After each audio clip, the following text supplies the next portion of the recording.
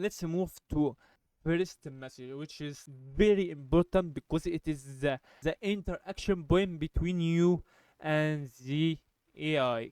When it comes to first message, you should write it exactly the way you want the role play to start. The clause and how it isn't right to put it in the description because it's something that changes frequently. If you want to make this right and don't cause confusion to the AI, when you dress a character, dress it in the first message.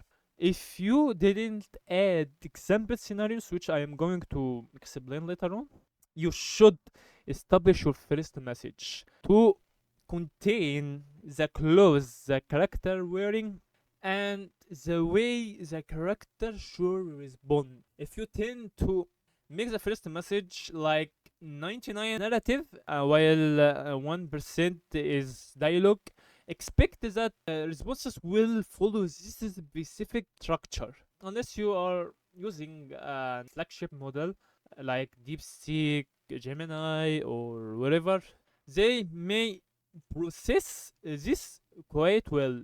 But if you are talking about simple models, you should make sure to structure your first message because it means this structure will be the way they are responding to you. If you don't make example dialogues, you should structure it right. And the second thing is to put the clause of the character in it. This way, you will prevent confusion. Example dialogues. What are the example dialogues? Example dialogues is basically the way a specific character talks. It isn't necessary to put user and character in the same example dialogues because a lot of people tend to do this, but it isn't that important and it may cause problems if the AI is dumb. They may as well control your user character, which of course something nasty for all of us. It isn't very important when it comes to advanced models, flagship models,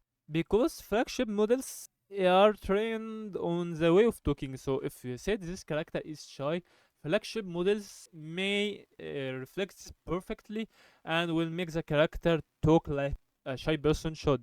But if the model is in advanced and it's okay, not bad, but okay, they may not understand how to make a character talk shyly or how to reflect the introverted trait. If you are talking about a shy character, you should put example dialogues that reflects how a shy person talks. Or shy personality has a lot of you know a lot of ways of talking, so you may introduce a specific way of talking to shy characters by example dialogues. But as for now, let's simulate the basic use of this field. let's say let's say this way, okay?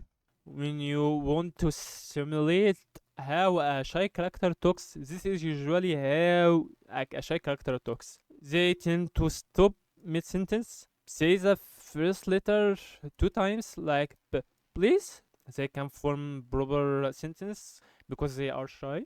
While you can put this between quotas to ensure the AI that this is the way a dialogue character should.